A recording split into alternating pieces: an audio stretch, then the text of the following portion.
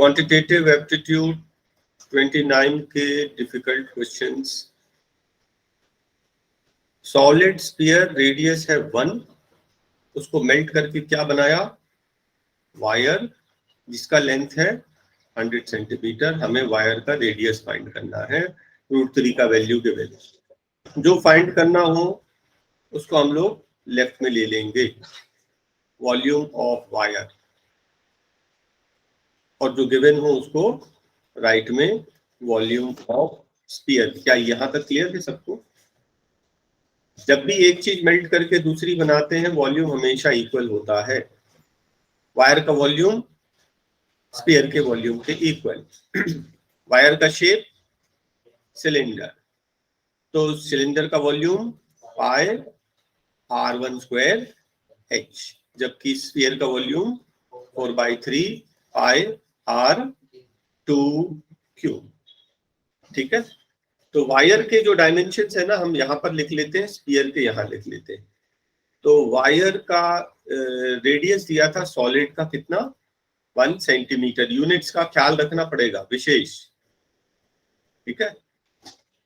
Wire का radius तो find करना है, और हाइट दी कितनी, 100। यूनिट में कोई कंफ्यूजन तो नहीं, सारी यूनिट सेम है ना?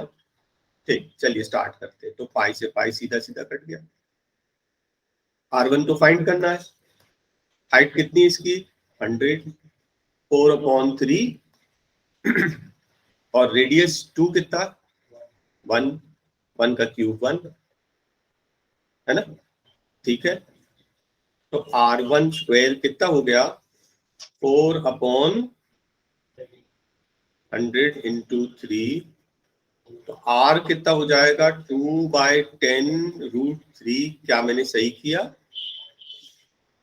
ठीक है ना। अब क्या करेंगे, अपन ने पैर बना सकते। अब आप एक काम कर सकते हैं, इसको रैशनलाइज कर लें। तो रैशनलाइज करने से क्या हो जाएगा, 2√3/30 है ना। 2√3 का वैल्यू क्या दिया है, 1.732 डिवाइडेड बाय 30, तो ये क्या हो जाएगा, 3464 है ना। 3.464 डिवाइडेड बाय 30, तो ये कितना आएगा, 0.114। ठीक है, तो इस क्वेश्चन में कुछ स्पेशल नहीं था। जब भी एक चीज मेल्ट करके दूसरे की बनाएंगे वॉल्यूम इक्वल रहेगा, वॉल्यूम को इक्वेट कर देंगे, आंसर आ जाएगा। चलिए नेक्स्ट क्वेश्चन। देखिए क्वेश्चन लेंथी है, नो डाउट क्वेश्चन लेंथी है, लेकिन हम समझ लेते हैं अच्छे से। पहले बताइए कि इसका एरिया कितना बचा। फील्ड का एरिया कितना था, 18 × 15 कितना हो गया, 270। इसमें से आपने 7.5/6 एरिया निकालना, मैं वॉल्यूम नहीं निकाल रहा हूं। 7.5/6, 15 3 45 माइनस कर लो, कितना बचा, 2 25। ये एरिया बचा इसका, area of rectangle, area of ground, जो ऊपर एरिया। कौन सा एरिया बता रहा हूं मैं, जो मैंने ग्रीन कलर किया हुआ है, ये ग्रीन कलर वाला एरिया कितना बचा आपका, 225। क्या इतना समझ में आया? इसमें आपने मिट्टी डाल दी थी, इसकी हाइट बढ़ गई, तो हाइट से मल्टीप्लाई करेंगे एरिया को, क्या हो जाएगा, वॉल्यूम। इतना वॉल्यूम, तो वॉल्यूम कितना है ये, 225 × हाइट, क्योंकि इतनी जगह पे ही तो हाइट राइज होगी, बाकी का थोड़ी होगा। और जबकि मिट्टी जो निकालेंगे उसका वॉल्यूम क्या है, length into breadth into height. 7.5, आप चाहे तो इसको 15/2 लिख दो, इंटू ब्रेथ 6, इंटू हाइट 0.8, आप 8/10 लिख दें। ठीक है, 15 2 कटेगा 3 बार है ना, 3 5 अब आप ट्रांसपोज कर लें, क्या बचा,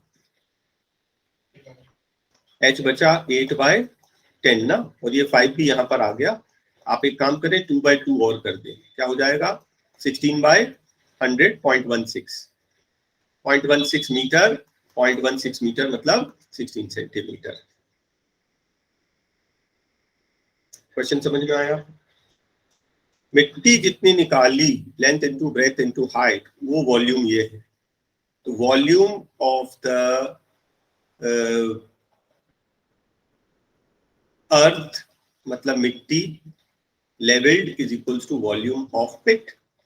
गड्ढे से जितना मिट्टी निकाला वो इस एरिया में डाला, यहाँ थोड़ी डाला, यहाँ से तो निकाला, इस एरिया में डाला। तो हमने क्या किया, इस एरिया का एरिया इनटू हाइट कर दिया, तो वॉल्यूम आ गया। और उसको किसके इक्वेट कर दिया, वॉल्यूम ऑफ द पिट। ठीक है, थोड़ा हटके क्वेश्चन था, अच्छा क्वेश्चन है। नेक्स्ट क्वेश्चन नंबर, आपकी नेक्स्ट डिफिकल्टी थी क्वेश्चन नंबर 5। क्वेश्चन नंबर 5 तो हमने अभी रिसेंटली किया है 1-2 बार। ठीक है, रूट्स को इक्वल बनाते हैं तो एलसीएम ऑफ द रूट्स क्या आ जाएगा, 12। तो ये जो क्यूब रूट है इसको किससे मल्टीप्लाई करेंगे, 4 से। स्क्वायर रूट वाले को किससे मल्टीप्लाई करेंगे, 6 से। 6th रूट वाले को किससे मल्टीप्लाई करेंगे, 2 से।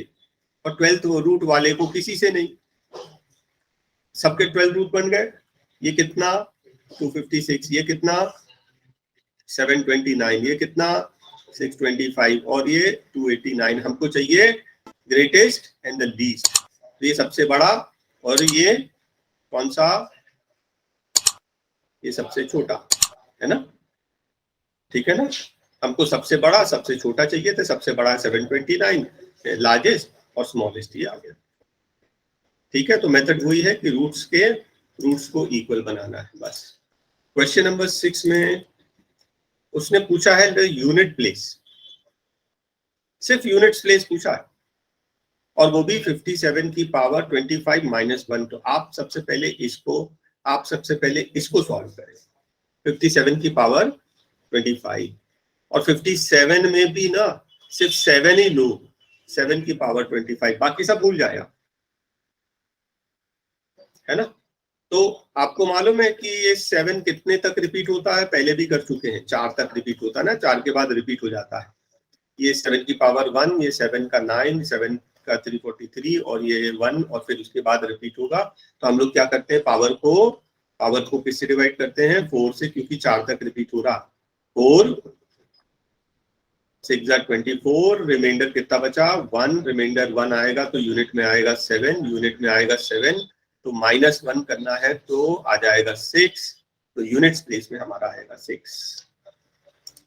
क्वेश्चन नंबर 8 में देखिए, ये फर्स्ट पार्ट अलग है, सेकंड पार्ट अलग है, थर्ड पार्ट अलग है, तीनों को अलग अलग सॉल्व करके फिर सिंप्लीफाई करना है। 2 लेंदी, देखो देख के ही समझ में आ रहा कि लेंदी है ना। तो हम चाहें तो एग्जाम में कभी आए इसको तो हम छोड़ सकते हैं मतलब टाइम मिलेगा तो आखिरी में करेंगे। फिलहाल 3√2 अपॉन √6 माइनस √3 क्या करेंगे, रैशनलाइज, √6 प्लस √3 से रैशनलाइज कर देंगे आप, राइट। डिनोमिनेटर क्या, 6 minus 3 that is equals to 3, और न्यूमरेटर क्या, इनको मल्टीप्लाई करोगे कितना आ जाएगा, 3√12, 3√12, 12 क्या होता, 4 3 12, इसका स्क्वायर रूट 2, तो 6√3 प्लस इसको मल्टीप्लाई करने पर क्या आएगा, 3√6। यस कि नो, बस खत्म। तो 6√3 प्लस 3√6 फर्स्ट पार्ट आ गया, छोड़ दो इसको, सेकंड पार्ट देखेंगे, माइनस है बाद में देखा जाएगा। Second part 4√3 upon √6 minus √2, rationalise करेंगे, √6 प्लस √2 से a plus B minus B, a square minus B square that is equal to 4। एक काम और कर सकते हैं इसके ऊपर वाले में, देखो 3 को अगर कॉमन निकाल ले क्या बचेगा, 2√3 प्लस √6। हाँ, 3 को कॉमन निकालने से फायदा ये हो जाएगा, ये कट जाएगा, तो सिर्फ आपका ये फर्स्ट पार्ट बचा। ऐसे ही कुछ हम यहाँ पे भी करने वाले, देखो ये 4 को ना, एक काम करो, 4 को अपन टच नहीं करें, क्योंकि 4 तो डिनोमिनेटर में आके वो कटने वाला ही है ना, तो 4 को क्यों मल्टीप्लाई करें, सिर्फ √3 को मल्टीप्लाई करो, तो √3 कितना हो जाएगा, √18, 9 3 जा 9 2 जा 9 का स्क्वायर रूट 3√18, 2, ठीक है, और इसको मल्टीप्लाई करोगे तो +√6, तो 3√2 + √6 और ये 4 कट गया। सेकंड पार्ट क्लियर हो गया। थर्ड पार्ट देख लें इसको, क्या है ये 6/2√2 + 2√3 है ना। अपन इसको लेंथी क्यों करें, 2 कॉमन निकलेगा ना, √2 + √3, 2 को काट दो, अब रैशनलाइज करो, √2 - √3 से रैशनलाइज होगा। देखिए अगर आप सिंपलेस्ट फॉर्म में नहीं करेंगे ना तो वर्किंग लेंथी हो जाएगी बेवजह। ये क्या हो जाएगा 2 - 3 और इन्यूमरेटर में 3 को 3 रहने दो, अच्छा ब्रैकेट ओपन भी कर दोगे तो 3√2 - 3√3 अपॉन -1, -1 को ऊपर ले जाओगे तो साइन चेंज 3√3 - 3√2, कुछ गलती तो नहीं किया हमने हो। तो सेकंड पार्ट और थर्ड पार्ट, अब अपन तीनों को एक साथ में रख दें क्वेश्चन में। फर्स्ट पार्ट था ये, फर्स्ट पार्ट क्या है 2√3 + √6, फिर माइनस साइन था माइनस, ठीक है, तो सेकंड पार्ट क्या आ रहा है 3√2 + √6 और लास्ट में ये माइनस ही है ना, माइनस माइनस थर्ड पार्ट, फिर ब्रैकेट में लिखेंगे 3√3 - 3√2। अब अपन एक काम करते हैं, अब इनके साइन चेंज करने हैं और मैं साइन ना यहीं पे चेंज कर देता हूँ,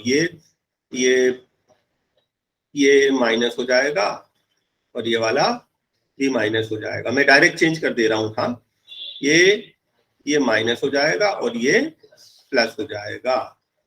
इससे क्या होगा आप देखिए जरा, कुछ सिंप्लीफाई हो रहा क्या, √6 प्लस माइनस कट जाएगा, 3√2 कट गया और -√3 बचा क्या, नहीं 2√3 और -3√3 में साइन ऑफ द ग्रेटर -√3 बचा, -√3 बचा। हो सकता है कि एग्जाम में इतना लेंदी क्वेश्चन ना आए तो it is a time Wester, छोड़ेंगे, लेकिन हो सकता है कि केवल आपको एक फर्स्ट पार्ट ही आ जाए या फर्स्ट और सेकंड पार्ट ही आ जाए, इसलिए हमने इस क्वेश्चन को डिटेल में किया, ठीक है। वर्किंग लेंदी गई जरूर, लेकिन फिर भी हमने कोशिश किया कि जितना इजी से इजी मेथड से किया जा सके, ज्यादा लेंदी ना पड़े वर्किंग हमारी, ठीक है। तो चलिए नेक्स्ट क्वेश्चन, क्वेश्चन नंबर 13 में 10 years ago, ध्यान से देखना इजी है, 10 साल पहले एवरेज 20 था, आज का एवरेज क्या होगा 30, एवरेज कितना है, तो P + Q का टोटल कितना हो जाएगा, क्या इतना समझ में आया, ध्यान से देखना, 10 साल पहले एवरेज 20 था, आज का एवरेज 30, एवरेज मतलब एक आदमी का, ये दो लोग हैं ना, दो लोग का इंटू 2 60, क्या ये क्लियर।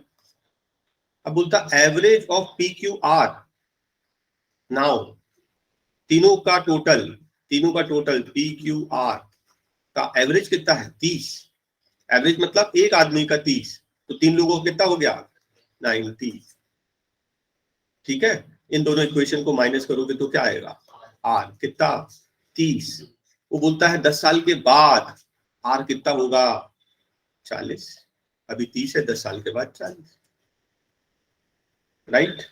बस इतना ही क्वेश्चन है। नेक्स्ट क्वेश्चन, आज का एवरेज 20 है, बोलता एवरेज PQ 10 साल पहले एवरेज 20 था, आज का एवरेज क्या हो जाएगा 30, एवरेज मतलब एक आदमी का, एक की एज 30, तो ये तो दो लोग हैं, दो लोग का इंटू 2 60, बोलता तीन लोगों का एवरेज 30 है, एवरेज मतलब एक इंसान का, एक आदमी की एज 30 है, तो तीनों का टोटल कितना हो जाएगा 30 × 3, इन दोनों इक्वेशन को माइनस किया तो R की एज आ गई, लेकिन पूछा क्या है R की, तो प्रेजेंट एज आई, बोला 10 साल के बाद R कितने साल का होगा, 10 साल के बाद 10 ऐड कर तो 40, राइट। चलिए नेक्स्ट क्वेश्चन, तीनों साइड दी हैं A B C, किसी को आइडिया है आगे क्या करना है? स्मॉलेस्ट एल्टीट्यूड चाहिए। आप में से किसी को भी आइडिया है क्या करना है इस क्वेश्चन में?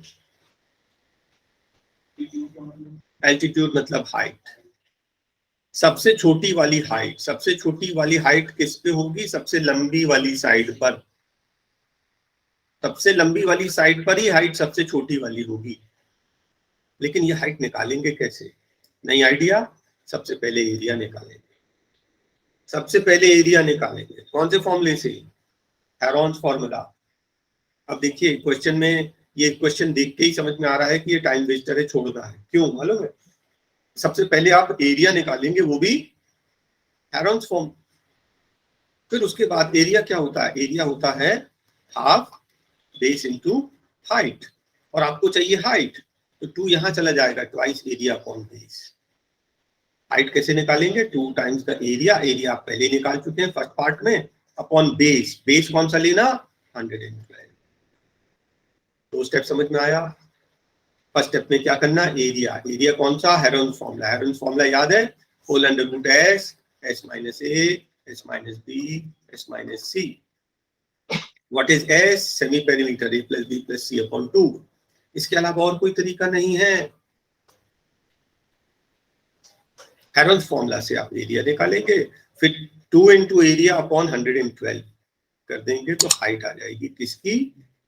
सबसे बड़ी वाली साइड के ऊपर ही एल्टीट्यूड जो है सबसे छोटी। Semi perimeter. सेमी पेरीमीटर मतलब ए plus B plus C upon 2। कितना हो रहा है ये पूरा मिलाकर? 240। 240 का आधा कितना हो गया? 120। Semi perimeter. सेमी पेरीमीटर के बाद area equal to whole under root S, 120। S minus A, S minus A कितना? 70। एस माइनस बी, इसको माइनस करोगे कितना?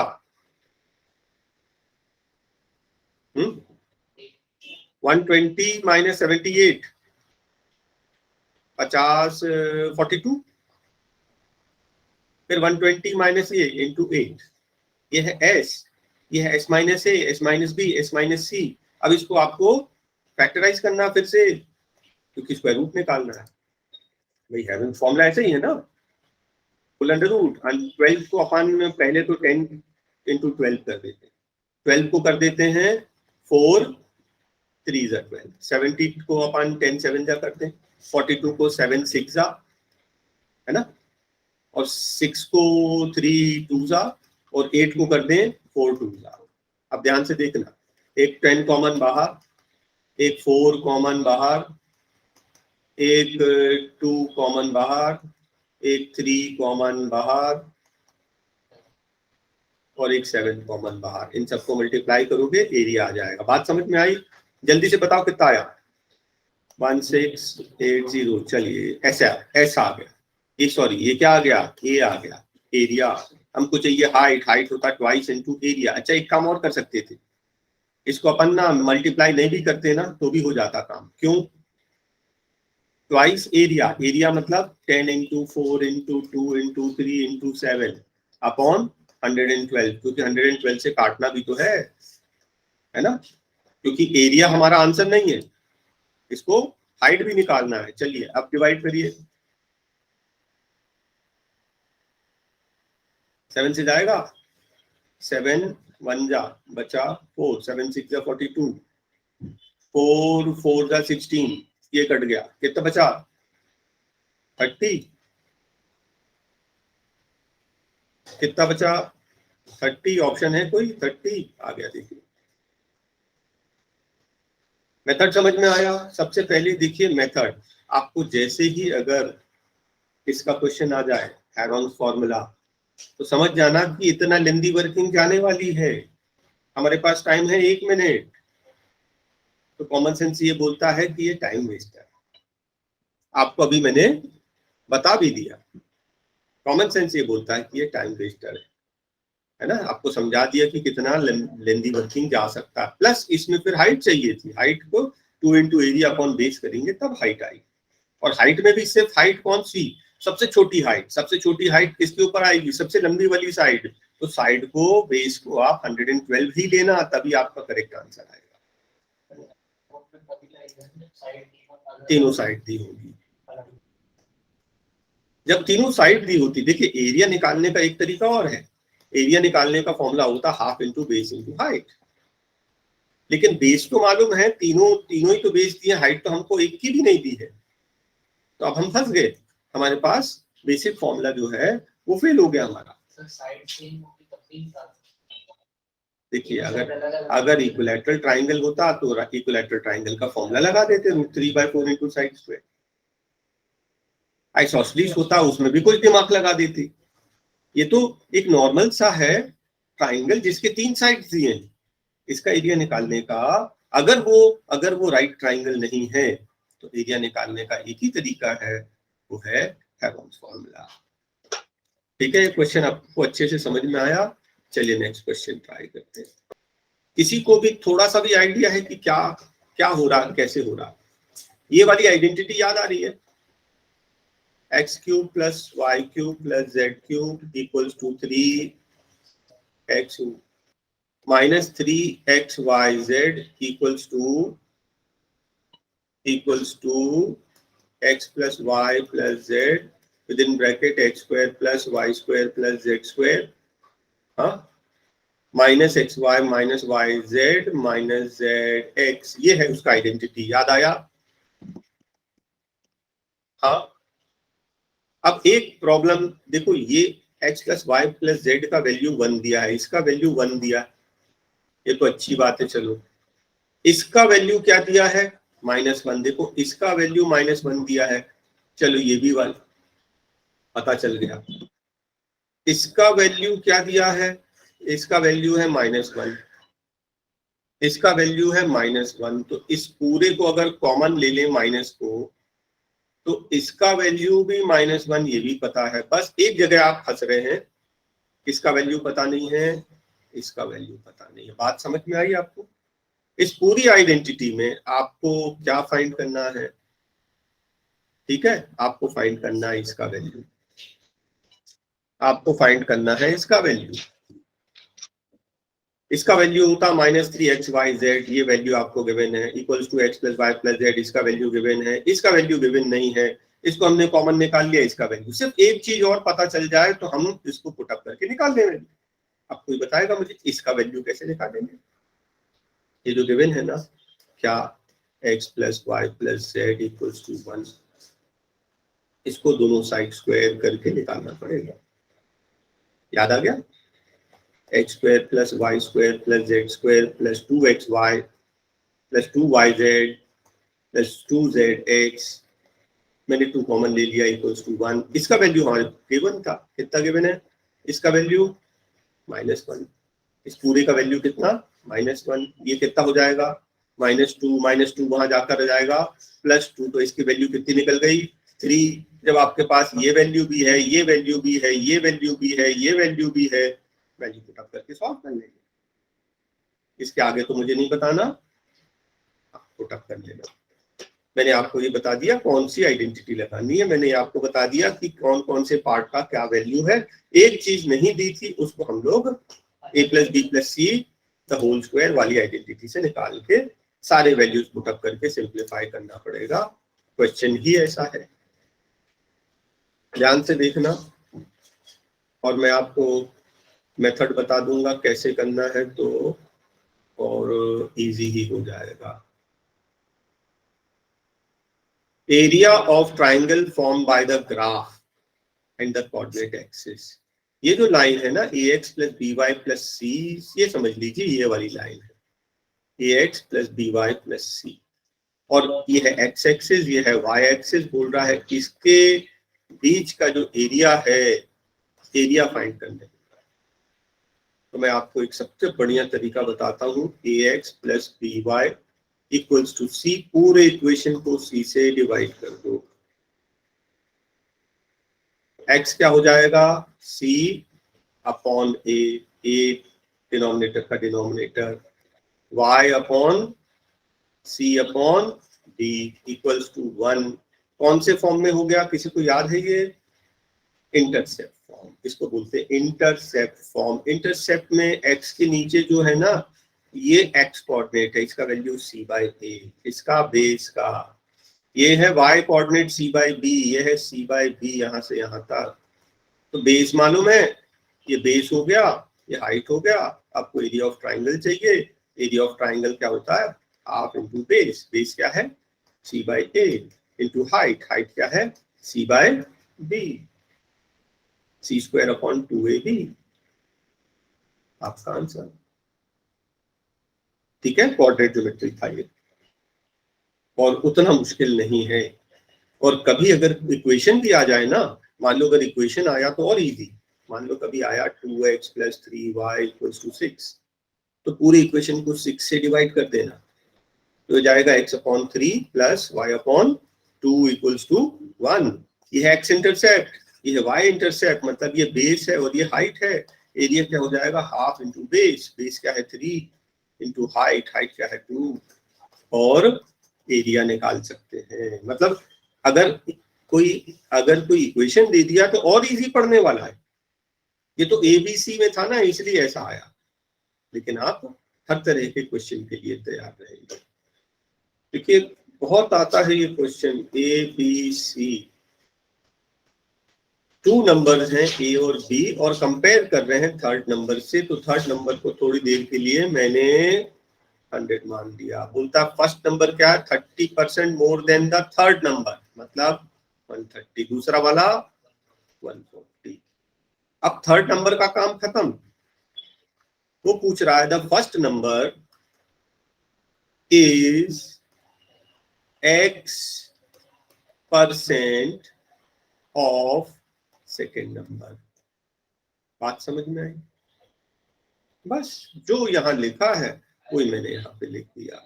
हमको x का वैल्यू चाहिए, तो x का वैल्यू चाहिए, 1 0 0 ये कट गया है ना, 100 यहाँ चला जाएगा, ये हो जाएगा 1300 डिवाइडेड बाय 14। तो आप इसको डिवाइड कर लीजिए, 1300 डिवाइडेड बाय 14 कितना आ गया, 92.87 फ्रैक्शन में निकाल लेंगे आपका आंसर। ठीक है, बहुत कॉमन सा क्वेश्चन है, सिर्फ आंसर फ्रैक्शन में आ रहा है बस, और कोई बात नहीं। राउंड फिगर आता तो और आपको इजी पड़ता, कॉन्फिडेंस आ जाता। क्वेश्चन नंबर 20 बिल्कुल कर लेंगे, बहुत अच्छा क्वेश्चन है। पहले अपन 29 पेस्ट कर दिए हैं तो कर लेते हैं। A train runs 40 kilometers per hour, 11 late और कितने से, बहुत बहुत बहुत बढ़िया क्वेश्चन है, अच्छा क्वेश्चन है। Find the correct time to complete the journey. ध्यान से देखना, फर्स्ट केस में ट्रेन चल रही है 40 की स्पीड से, कितने पहुंची, 11 मिनट लेट, है ना, 11 मिनट लेट। मतलब कि मान लीजिए एग्जाम्पल के लिए अगर 12 बजे समय था, करेक्ट टाइम जो है, करेक्ट टाइम से 12 मिनट ज्यादा लगे, इसको 11 मिनट ज्यादा लगे, बीच में कहीं करेक्ट टाइम होगा। अब बोलता है अगर वो 50 की स्पीड से चलती है, सेकंड केस, अगर वो 50 की स्पीड से चलती है तो 5 मिनट, 5 ही मिनट लेट होती है। इन दोनों में टाइम का डिफरेंस कितना है, टाइम का डिफरेंस है 6 मिनट, यस कि नो। लेकिन हम लोग तो यहाँ किलोमीटर पर आवर की बात कर रहे हैं, तो अपन इसको 60 से डिवाइड करके आवर्स में कन्वर्ट कर दें। अब देखिए इस क्वेश्चन का कीवर्ड यही है, दोनों केसेस का टाइम डिफरेंस। तो ज्यादा टाइम किस में लगेगा, जो ट्रेन स्लो चल रही, ठीक है। टाइम क्या होता है, डिस्टेंस अपॉन स्पीड, टाइम क्या होता है, distance upon speed equals to 1/10। हाँ, डिस्टेंस आपको गिवन नहीं है, डिस्टेंस पहले निकालनी पड़ेगी। डिस्टेंस अपॉन स्लो वाली speed 40 minus distance upon fast वाली स्पीड, मतलब 50 इक्वल्स टू 1/10। 40 और 50 का एलसीएम 200, सबको 200 से मल्टीप्लाई कर दो। ये कितने बार कटेगा, 5 बार। ये कितने बार कटेगा, 4 बार। 5d माइनस 4d कितना बचा, d इक्वल्स टू कितना, 20 किलोमीटर। डिस्टेंस आ गई 20 किलोमीटर। डिस्टेंस आ गई 20 किलोमीटर। अब अपन एक काम करते हैं, नेक्स्ट पार्ट की टाइम निकालने हैं। टाइम क्या होता है, डिस्टेंस अपॉन स्पीड। 20 किलोमीटर जा रही थी 40 की स्पीड से, ये वाला केस ले लेते हैं। हाँ, ये 50 वाला लेते हैं, चलो 50 वाला, 50 की स्पीड से, तो कितना टाइम लगेगा? ये टाइम है 20 आप मिनट्स में कन्वर्ट कर लो ना, इंटू 60।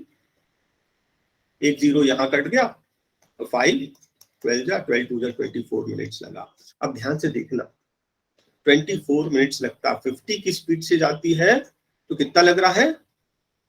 24 मिनट्स लग रहा है, और 5 मिनट वो लेट हो रही थी। एक्चुअली उसको 19 मिनट में पहुंचना चाहिए था। बात समझ में आई? क्वेश्चन की चाबी ये है, स्लो वाला टाइम प्लस माइनस फास्ट वाला टाइम, डिफरेंस है 6 मिनट का है। मिनट है 60 से डिवाइड किया, 8 में कन्वर्ट हो गया। टाइम होता है distance upon speed slow case का, time distance upon speed fast case का। एक हमने सॉल्व किया, डिस्टेंस आया 20। अब आप स्लो वाले से निकाल लो चाहे फास्ट वाले से, तो अपन फास्ट वाले से निकाल रहे हैं। टाइम कितना लगता है, डिस्टेंस अपॉन स्पीड, मान लो 50 वाली स्पीड थी तो 24 मिनट में, तो 24 मिनट में पहुंच रही, तो लेट पहुंच रहा ना वो, उसको जल्दी पहुंचना था, 5 मिनट लेट। 5 मिनट लेट मतलब एक्चुअली उनका करेक्ट टाइम कितने में पहुंचना चाहिए था? 19 मिनट। ठीक है, चलिए नेक्स्ट क्वेश्चन। बैठ के सोचना अच्छे से, थोड़ा और रिवाइंड कर करके देखते रहना। इस क्वेश्चन में कोई कोई शॉर्टकट नहीं है। फर्स्ट का स्क्वायर कर दो, है ना, एक्स स्क्वायर हो जाएगा। फिर सेकंड का स्क्वायर करोगे, वाई स्क्वायर हो जाएगा। फिर थर्ड का स्क्वायर करोगे और तीनों को ऐड करना, बस इतना ही, है ना। तो आपने नोटिस किया सभी में स्क्वायर है, तो एक आर स्क्वायर कॉमन निकाल ले, बाकी पूरा अंदर। और इतना ध्यान रखना कि जनरली क्या होता है, ये सब पूरा कट के बचेगा 1, तो आर स्क्वायर बन जा, आर स्क्वायर आंसर आ जाए। और नहीं तो देख लीजिए, ये क्या है, R square common, cos theta cos five, इसको मैं ए और बी बोल दूं, cos A cos B. Next क्या है, cos A sine B. Next क्या है, साइन ए, है ना, थीटा को मैंने ए बोला और स्क्वायर किया है सबको स्क्वायर। क्या आपको इतना समझ में आया? हम क्या कर सकते हैं, इन दोनों में से कॉस ए को कॉमन निकाल सकते हैं। कॉस स्क्वायर ए को कॉमन निकालोगे तो क्या जाएगा, cos square B plus sine square B. Yes कि नो? आपको मालूम है इसका वैल्यू 1 हो जाएगा, और ये क्या है, साइन स्क्वायर ए। अब बचेगा cos square plus sine square, इसका वैल्यू क्या हो जाएगा, 1। 1 into R square is equal to R square. थोड़ा सा मैंने फास्ट किया है, आई होप समझ में आया होगा। जिनने अभी एडमिशन लिया है उनको डिटेल में पढ़ा देंगे तो क्लियर हो जाएगा। क्वेश्चन नंबर 31 में क्या कर सकते हैं? 31 में आपको 10 का वैल्यू निकालना है ना, तो 10 का वैल्यू निकालना है 5 cos plus 12 sine equals to 13। एक काम करें कि हम लोग cos से डिवाइड कर दें। ये क्वेश्चन देख के याद आया कि कौन सा क्वेश्चन है, टॉपिक ट्रिग्नोमेट्री में, और वो भी कॉम्प्लीमेंट्री एंगल। कैसे पता चला कॉम्प्लीमेंट्री? है 12 और 78 90 है ना, मतलब कॉम्प्लीमेंट्री एंगल। ये क्या है, सेक स्क्वायर 12 माइनस 10 किस में चेंज हो जाएगा, कॉट 12 पे, कॉम्प्लीमेंट्री एंगल। हाँ, यस कि नो? और कॉट ऊपर जाकर क्या बन जाएगा, tan 12। और आपको मालूम है सेक माइनस 10 क्या होता है, 1 प्लस tan स्क्वायर होता है सेक स्क्वायर। 10 यहां जाएगा तो sec square minus tan square 1, answer 1। ठीक है, कॉम्प्लीमेंट्री एंगल और ट्रिग्नोमेट्री टॉपिक था। नेक्स्ट आपको मैं 28 बता दे रहा हूं, बहुत ही इंपॉर्टेंट क्वेश्चन है।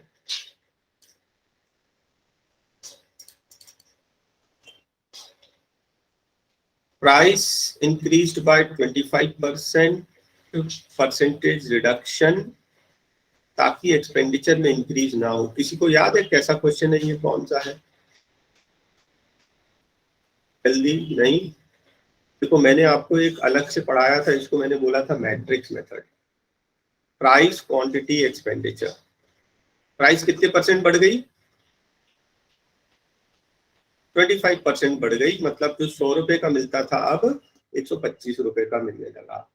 बोलता है एक्सपेंडिचर इंक्रीज नहीं हो, घर के खर्चे इंक्रीज ना हो, तो आप एक काम करो, इन्हीं को क्रॉस कर दो, 125 की जगह 100 कर दो। तो आप देखोगे इन दोनों का प्रोडक्ट और इन दोनों का प्रोडक्ट सेम आएगा, एक्सपेंडिचर इंक्रीज नहीं हुआ। वो पूछ रहा है कि कितना परसेंट अपन खर्चा कम कर दें, तो खर्च कम कर दिया ना, पहले 125 लीटर इस्तेमाल करते थे, अब 100 लीटर इस्तेमाल कर रहे हैं। कितना रिड्यूस किया? 25। किस पर? Always compare to the previous. ये कितना है? 1/5। 1/5 मतलब 20%। 20% हमको अपने कंजम्पशन को कम करना पड़ेगा ताकि एक्सपेंडिचर सेम रहे। इसके बाद नेक्स्ट क्वेश्चन कौन सा टॉपिक है ये? Distance. A man from the top of 100-meter high sees a car depression 30. देखो इस क्वेश्चन का मैं शॉर्टकट भी बताऊंगा, ध्यान से देखना। ये आदमी यहाँ ऊपर चढ़ा हुआ है और उसको एक कार दिखती है और डिप्रेशन एंगल ये 30 बना रही है। ये और बात कि ये दोनों ऑल्टरनेट इंटीरियर एंगल्स इक्वल होते हैं, तो ये भी 30। कुछ ही समय के बाद ये कार यहाँ पर पहुंच गई और अब ये 60 डिग्रीज का डिप्रेशन बना रही है। ठीक है, distance travelled by the car और हाइट दिया है कितना? 100। और ये distance travelled by the car. मैं आपको एक चीज बता रहा हूं यहाँ पर, ये जो distance travelled by the car है ना, x, ये हमेशा होता है h√3/2। मतलब जनरली क्या होता है कि डिस्टेंस दी होती है h इक्वल्स टू, एक minute, h equals to x/2√3।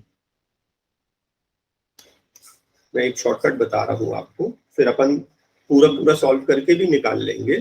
Height हमेशा आती है x/3/√3। अब 60 डिग्रीज और 30 डिग्रीज के लिए हमें तो x निकालना है ना, x कितना हो जाएगा? 200/√3। 200/√3 और रेशनलाइज कर देंगे तो 200/√3/√3 ये वाला आंसर आ गया। फिर से एक बार ध्यान से देखिए, क्योंकि ये क्वेश्चन बहुत कॉमन है और ये ही सेम क्वेश्चन रिपीट होता रहता है। कौन सा ध्यान रखना? 30 डिग्रीज और 60 डिग्रीज। अगर एंगल चेंज करेंगे तो शॉर्टकट फेल हो जाएगा आपका, हम शॉर्टकट की बात कर रहे हैं।